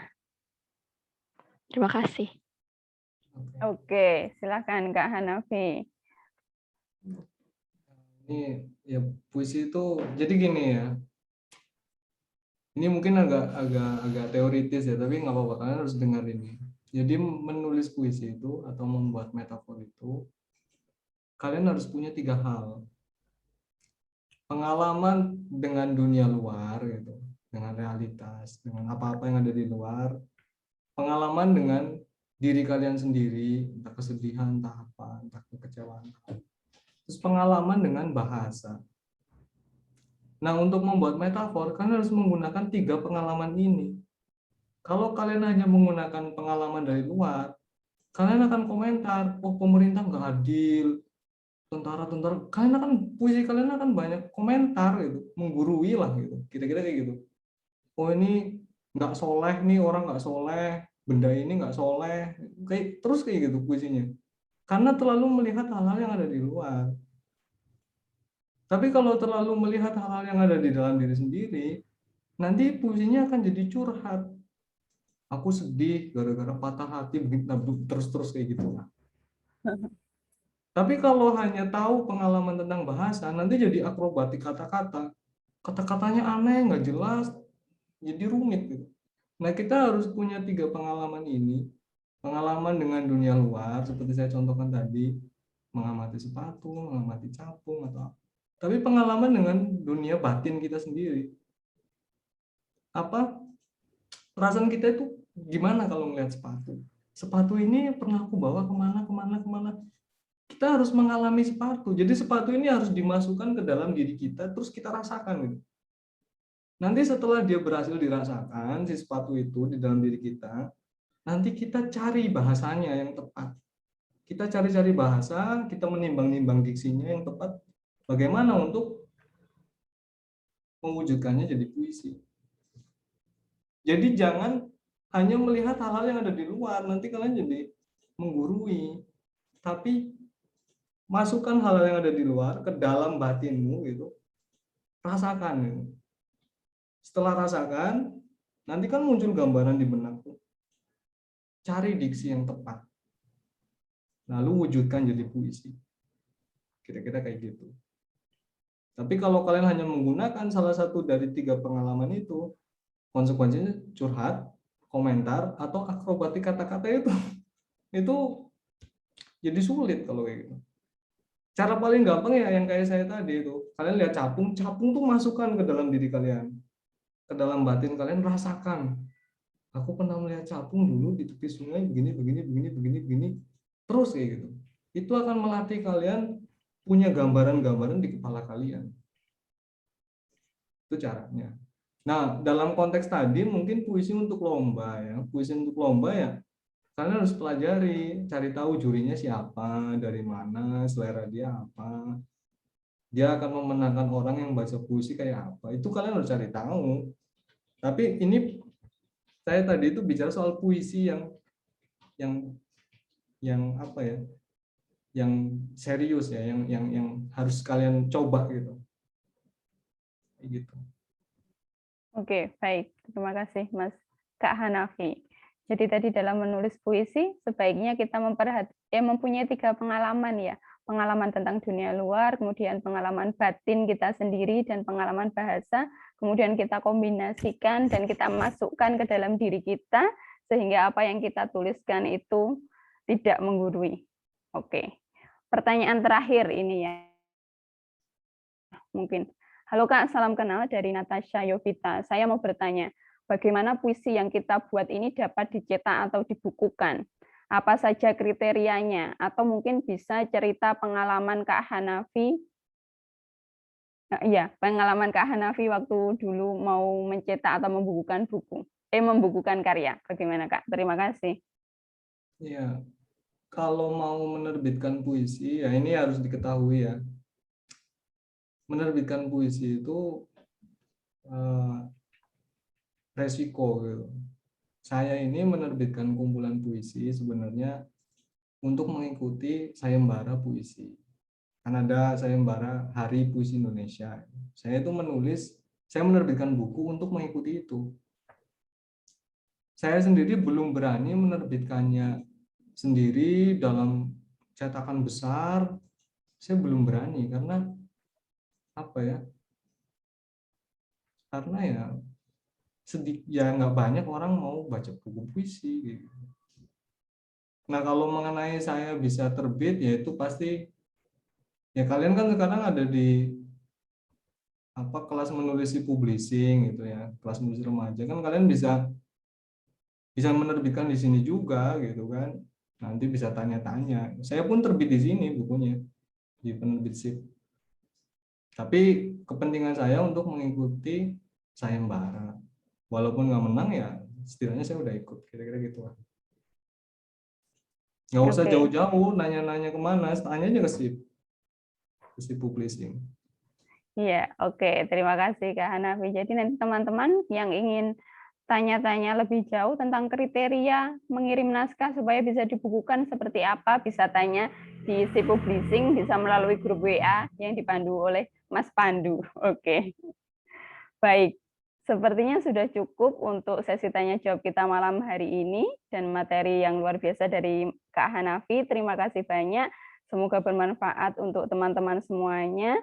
Sebelum kita akhiri, ada pesan-pesan atau kalimat penutup dari Kak Hanafi? Saya persilahkan. Ya, untuk teman-teman remaja ya yang ingin menulis itu, ingin menjadi penyair suatu hari nanti, teruslah belajar gitu. Teruslah menulis. Suatu hari nanti kalian akan menjadi sesuatu yang kalian bayangkan. Gitu. Jangan menyerah. Gitu. Kalian nggak diakui jadi penyair sekarang nggak masalah.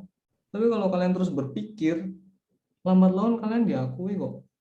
Dan namanya puisi ini bukan barang ecek-ecek ya. Kalian nulis puisi, diterjemahkan ke bahasa Inggris.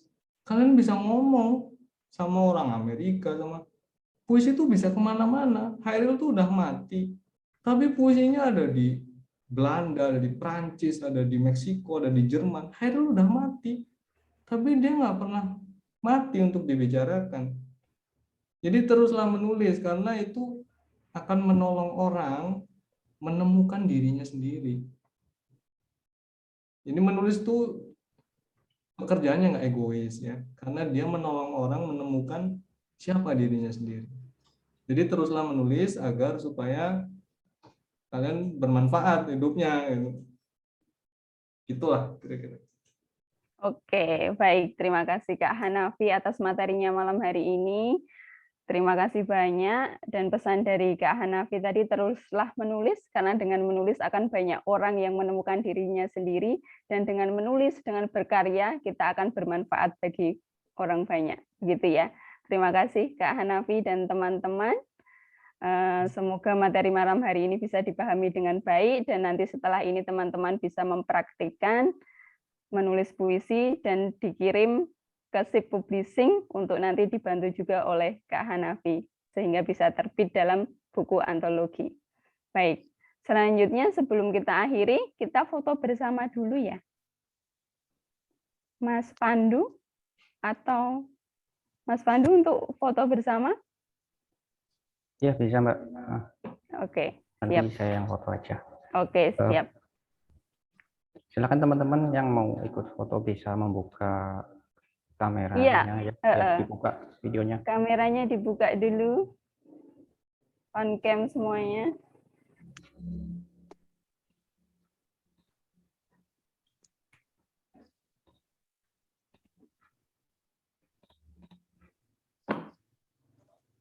Oke, kita mulai ya. Saya hitung sampai 3 ya, nanti akan saya screenshot.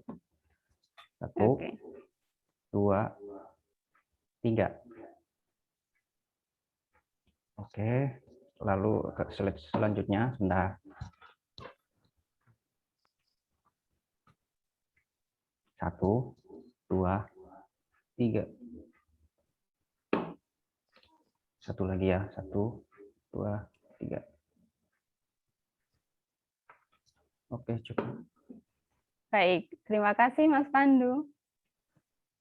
Ya, satu lagi Kak Trias, ini informasi untuk teman-teman yang barangkali belum masuk ke grup ya. Tadi ada yang tanya gimana caranya ngirim naskah dan lain-lain. Itu sudah saya cantumkan di kolom komentar ya. Itu teman-teman bisa klik link grupnya. Nanti jadi bisa gabung, nanti informasi lain-lain ada di grup begitu. Oke, baik. Baik, terima kasih Mas Pandu. Jadi teman-teman yang belum bergabung ke grup bisa ditengok di kolom chat. Mas Pandu sudah kirimkan link. Nanti teman-teman bisa klik dan gabung di grup WA untuk kelas menulis puisi remaja. Baik. Baik. Sudah pukul 21.24. Sebelumnya, terima kasih banyak kepada teman-teman yang sudah hadir malam ini, sudah berkenan belajar bersama SIP Publishing dengan narasumber Kak Hanafi dengan tema puisi remaja. Semoga bermanfaat. Dan terima kasih juga untuk Kak Hanafi yang sudah menyampaikan materi malam ini. Terima kasih Mbak Trias.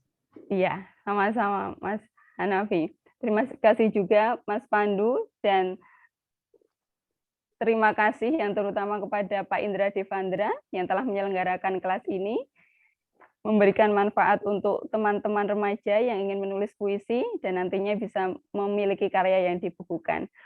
Baik, saya pribadi selaku moderator pada malam hari ini mohon maaf apabila terdapat banyak kesalahan selama saya membawakan acara malam hari ini. Marilah kita akhiri kelas kita malam hari ini dengan membaca hamdalah.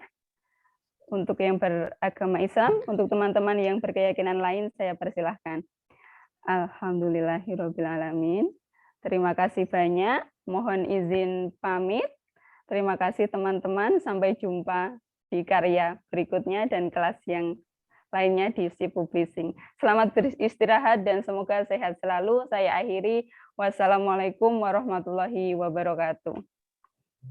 Waalaikumsalam Kakak, terima kasih. Terima kasih. Ya, terima kasih. Info selanjutnya ada di grup WA ya. Oke, Kak. Ya, selamat beristirahat.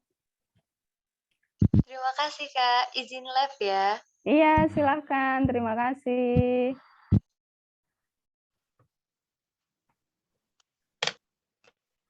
Udah selesai. Ya. Jadi nggak di end. Oh, di